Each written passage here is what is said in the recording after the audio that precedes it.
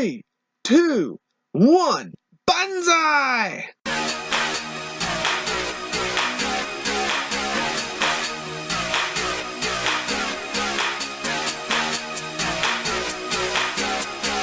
Blessed greetings everyone and every pony alike, this is Holy Mystic, and now, time for another Nyutastic review of one of my most favorite video games of all time, and arguably the best in the Starfox franchise, Starfox 64 on the Nintendo 64.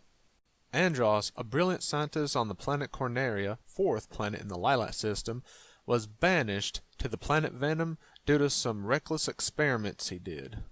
5 years later, there was some strange activity on Venom, so the Cornerian military's leader, General Pepper, sent in a mercenary team called Starfox, led by James McCloud and his wingmen, Peppy Hare and Pigma Dangar, to go investigate. Unfortunately, this was an ambush. Pigma Dangar betrayed the team, and this was all a setup by Andros himself, leaving Peppy to barely escape, while Fox's father was left to an unknown fate, as well as telling Fox that his father didn't come back with him. A few years have passed since that incident, and Andros has waged war on the entire Lilac system.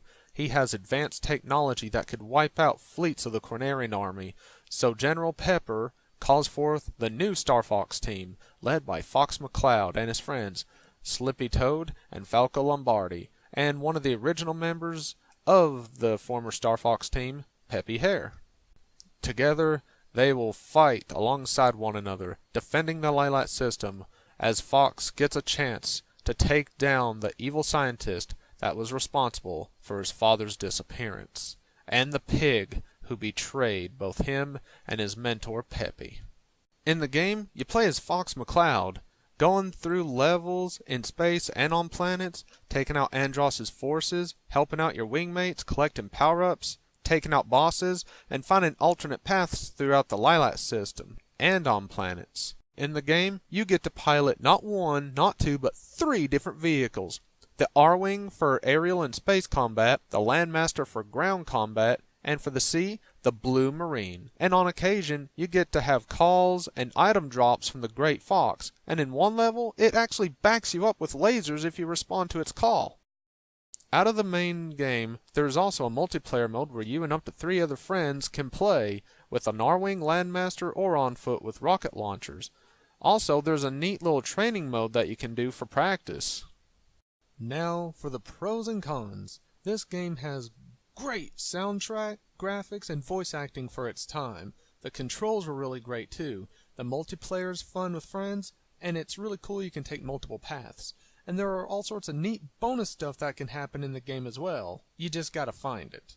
And it has loads of epic replayability.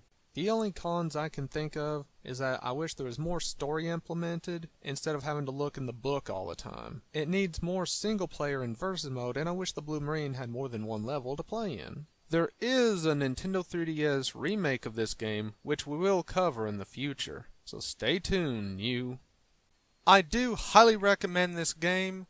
Even if you can't get it on the Nintendo 64, which still plays well nowadays, you can always get it on the Virtual Console. Anyway, thank you all for watching. May God bless, Jesus loves, and Holy Spirit forever be with you. And remember, stay fluffy, be possum. Later, new.